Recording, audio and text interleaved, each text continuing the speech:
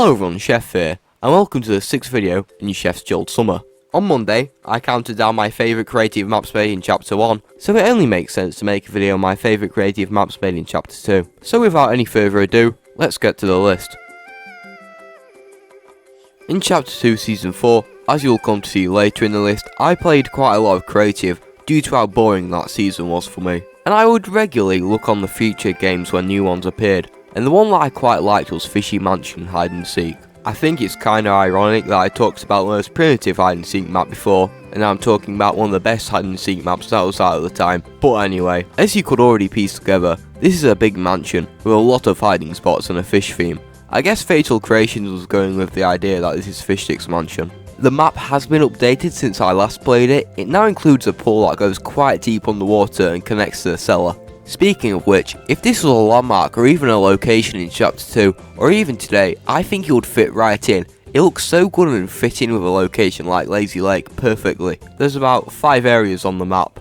The previously mentioned cellar area that houses a theatre and a garage that connects to the pool outside. Then there's the main area where you first walk into the house, where there's a kitchen and living room. And upstairs you can find the bedrooms, which just look amazing and are very well decorated. And outside again, there's the really amazingly made garden and a small beach with a fishing port and a basketball court. There are videos on YouTube going over some hiding spots in the game, but my favourite has to be inside the fish tank and behind the movie screen. Oh yeah, and here's the code. In Chapter 2 Season 2, Fortnite content creator Makes got his airport hub featured in the game, and on the main featured portal at the time was a map that expanded on his airport hub, being a fully fledged airport simulator, which was quite nice because at the time COVID was going on, so in a way it kind of reminded people what an airport was like. When you first load in, it's actually hard to get on with the point of the game because of how amazing the airport looks, especially now since this was made 2 years ago and the primitive shape gallery wasn't a thing. The mini story I guess for the game is to get on a plane. Sadly the plane doesn't take off, the game ends when you get on your seat, but nonetheless, it's a quite nice game to play through. You first start by driving a golf cart into a car park space, in the meantime avoiding stationary cars. This took me a couple attempts to do, because I'm a bit bad. After that we enter the airport itself and woo-wee, it's amazing. I stood here for a couple of seconds to take in how nice it looked. So we head on over to get a plane ticket, but we need some money, so over to the ATM we go, and the ticket is purchased. Now we check in our luggage into security, which is the diamond llama on your back. We then get some stuff from the shops there, and a quick bite, before waiting a minute to head on over to our flight, and that's that over and done with. When I first got started doing this video, this entry was something I only remembered after a quite long think about what maps I played in Chapter 2 Season 2, and this came to mind, and I remembered the great experience I had with it. Here's the code. In Chapter 2 Season 4, when I was in the creative hub looking at the new featured maps, a map caught my eye that actually looked like a decent capture the flag game, and that was Conquest. Basically, the game itself is a capture the flag-esque game mode, and whatever team has the most areas captured by the end of the game wins. There are 2 reasons I enjoyed this map. One because it reminds me of TF2 because of the different classes. There are 7 classes, each coming with different weapons and abilities to one another. And if you get enough eliminations, you can unlock the super soldiers, which are the better versions of the normal classes. This creates a quite fun gameplay loop. You fight against a variety of different people, and at the same time you can switch who you want to play as. And the other reason I like this map is because of the map itself.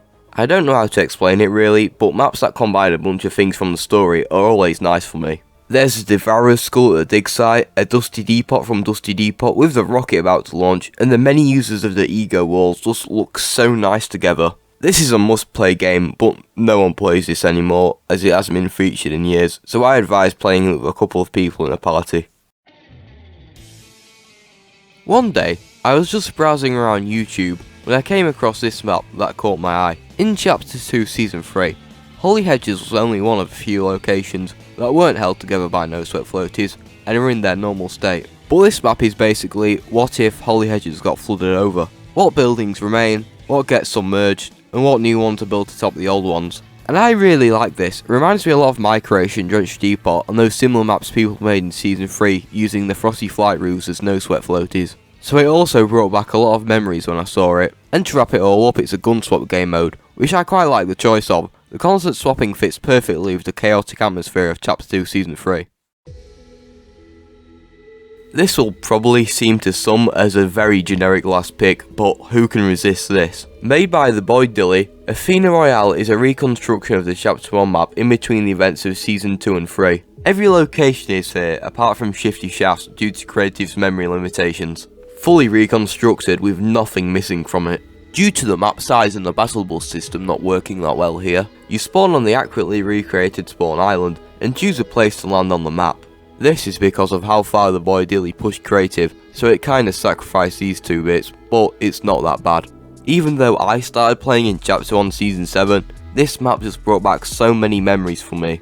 In a way, I don't see why people want the old map back. This is pretty much the only thing we're ever gonna get related to the old map, so play on this instead. Yeah, even though this was made in Chapter 2 Season 7 or 8, this map I bet will still be looked at on Creative 2.0 releases as an example of Creative's fullest potential. Well, I hope you enjoyed the video. This list was kind of harder to put together as the maps made in Chapter 2 weren't that as impactful to me at least, so I didn't remember a lot until I researched about them. And stay tuned, we still have 2 weeks of Chef's Chilled Summer, and on Monday I'm going to be taking a look at the history of a certain Fortnite location, but that's all for now, see ya.